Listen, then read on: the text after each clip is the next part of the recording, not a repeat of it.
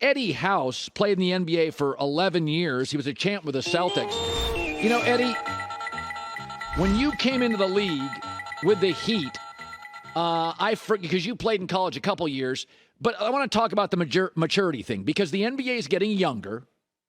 It just is. It's getting more European, but it's also getting younger.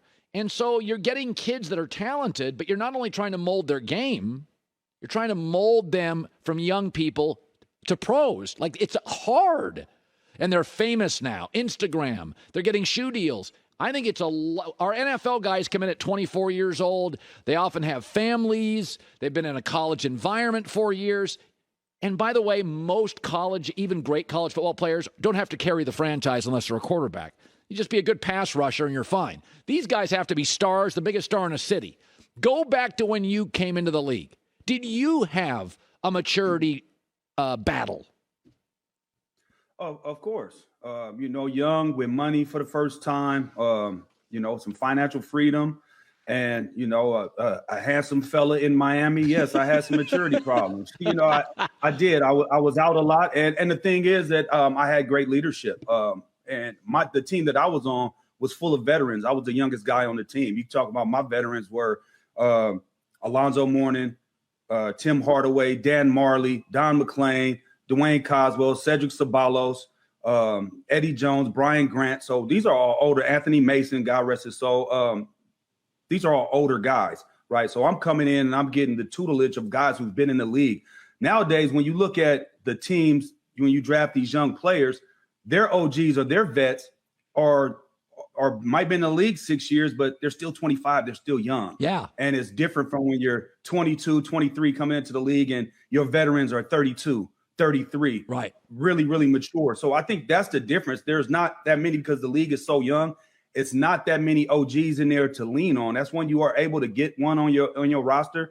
You want to hold on to it. That's why Al Horford is so valuable. Not the things that he does, not only the thing he does on the court, but the leadership he brings in and the maturity level that he brings in to that locker room. And again, when I talk about leadership, not only my vets, but Pat Riley called me in his office and told me as a rookie, he said, hey, listen, and I didn't know what I was in there for. He just said, hey, listen, you don't want to be known as a runner. And I'm like, well, what do you mean? He said, I know everything that goes on in this city and you're out all the time. You don't want to get that jacket on you. Now, I love him to death for that because he could have let me run myself out the league. But instead, he's seen something in me, pulled me to the side. And from that point, I was able to understand what being a pro is. And a lot of, when you come to the league, you don't know what it is to be a pro, to how to work. Your work ethic has to be professional. Taking care of your body has to be professional. The way you move in public has to be professional. The way you approach being a professional basketball player is a different mindset. So all of those things, I think it does come into culture, what culture you get drafted in. And some kids get lost because if I'd have got drafted into, let's say at that time was the Clippers, full of young players, it is very similar to what it is now, where the young players were policing the young players. And I don't know how much the owner or the GM really would step in and talk to guys. I know when I was with the Clippers, there was not much of that at all. So it does matter on where you go culturally. That will help you become a professional faster and be able to stay in the league longer. Okay, so listen, we had a big trade yesterday in the NBA, and I think all the teams got something to elevate them. I think Tyus Jones is one of the more underrated guards in the whole league. I think Marcus Smart is the kind of maturity that Memphis needs. And I also think Porziņģis is a third get-a-bucket guy for the Celtics, and I think he'll be very impactful. Porziņģis, Tatum, Brown, those are three elite offensive players. But they still don't have a facilitator. Tatum and Brown still are not an ideal fit. They can be clunky, and Porziņģis gets hurt.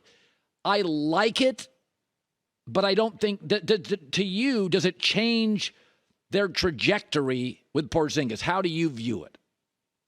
Well, I think Porziņģis could now go to being the third option, which he doesn't have to be the main guy or the second guy. He could be the third option. And as far as a facilitator, this Derek White's still there. Brogdon is still there. Peyton Pritchard is still there. I'm not sure what they're going to end up doing with him. Maybe draft night, he might be somewhere else because he wants to play, and deservingly so. He should want to play. He's young.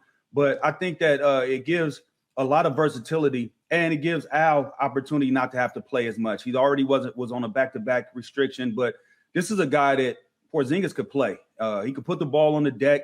He's a 3-level scorer. You could post him up if you need to. He always usually has a height advantage on his man. Yep. Solid around the rim, protecting the rim. Not a great rim protector, but I like that pick. Also, I like the fact that we moved up to 25, and then we got another protected, I think, top 4 pick as well. So that was good for the Celtics. I think the team that really won at the end of it all, I think the Grizzlies did by getting Marcus Smart. They lost a defender in Dillon Brooks. They get Marcus Smart, who is a much better offensive player and just as good, if not a better defensive player than Dillon Brooks, because he can guard multiple positions. But I think he can score better than Dillon Brooks. And the fact that not only what he does on the court, but I believe what he's going to bring into that locker room, he'll bring some stability, some veteran leadership, some a level of maturity as well. And I think it's a perfect fit for Ja Morant. If Ja Morant really and truly is changing like he says and wants to consider being a better person and put this stuff behind him and move forward, I think Marcus Smart is the perfect bridge for that. Yeah. So listen, as great as Tom Brady was, when the Patriots drafted Garoppolo, after about a year, he wanted him out of town. Okay? So I understand, I get pro athletes. And part of what made Brady great is this relentlessness. He wanted every snap. So if the Blazers went out tonight and drafted Scoot Henderson, you can pretend he's just a kid, but he is younger than Dame. He is his replacement eventually.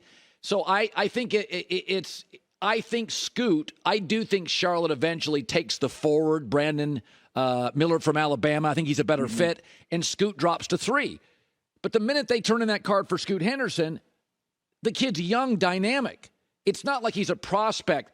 He's going to score immediately in this league and be a fascinating SportsCenter highlight machine. Don't you think that's a little bit of an issue? I don't think so. I think it's at this fact. Dame has earned the respect and deserves to be able to call his own shots. He's done everything for the city of Portland, not only on the basketball court, but offside the court for the community as well. So I look at it as it's about what Dame wants to do. And if I'm the organization, if Scoot is there, I feel like he's the best available player. I'm going to take him. You got to look at what's best for your franchise moving forward. And also, he can learn a lot from Dame coming into this league, and that could be a dynamic backcourt right there. Like, they could put up a lot of points. It'll be super exciting. They'll put people in the stands. People will come to see that show. Now, is it going to be a winning show? I doubt if it'll be a winning show. You got a lot to get through in the West. But at the same time, I think that experiment could work. And then by trade deadline, if Dame wants to go somewhere else and you could get offers for Dame, then I think that's when you make that move. But you allow him to soak up some of that game that Damian Lillard has. You see how good Anthony Simons has gotten being around Damian Lillard. So I think you have to ride that wave and see what happens and see where it takes you. But you also have to have that contingency plan of, okay, if Dame leaves, we do have somebody that we could build around. Finally, Victor Wembanyama. I said earlier that actually Porziņģis 8 years ago was pre-Wemby. 7'3", runs the floor, can get his own shot, not necessarily can block shots. We don't know if he's a great rim protector yet in the NBA, but that Wemby's a better talent and a better player. But we've seen a little bit of him. It's called Porziņģis. When a little bit, he's not as skilled. But what do you make of Wemby? What do you think he becomes, and how quickly? I'll tell you, I think his floor is 20 and 10, right? I think he could come into the league right now and average 20 points and get close to 10 rebounds a game and maybe one and a half blocks. And the sky's the limit for him. And as far as the Porziņģis, I think the only comparison you could say for him and Porziņģis is their frame. And, their size, they're a little frail, a little skinny. But this guy got a bag. I mean, he gets into his bag. I mean, he really does. He can do everything. He could post up. He could take you out on the perimeter. He has handles like a guard. He has the 1 foot step backs, the 1 foot threes. I mean, he has the whole package. So the sky's the limit for him. It's just a matter of, to me, is staying healthy. We've seen so many guys come in the league with that similar frame that have issues, whether it be feet issues, whether it be knee issues, but it's always some sort of issue. But I think that the San Antonio Spurs culture, that organization over there, are going to do everything they can to have this kid ready. And from what all the interviews and everything that I've heard him say, and he's mature beyond his years. So I believe he went to the perfect organization. And don't be surprised the Spurs make a lot of noise this year. By the way, I love that story on Pat Riley that Eddie talked about. He says, I know everybody in town. When you walked out of that meeting, were you like, because we didn't have iPhones back then. You probably had one of those big old bar stool size cell phones. Did you get on your big old bar stool size cell phone and like call anybody and say, man, he knows where I'm at what was your reaction to that? My reaction was, I better get my stuff together, man, because it sounds like if I keep this going, I'm going to be out the league. So like I say, man, I love Pat Riley to death. A guy who definitely steered me in the right direction as far as professionalism. And I owe, so much to him, taking a chance on me at 37 with the only pick they had. Their highest pick was 37. So I was like their number one pick for them.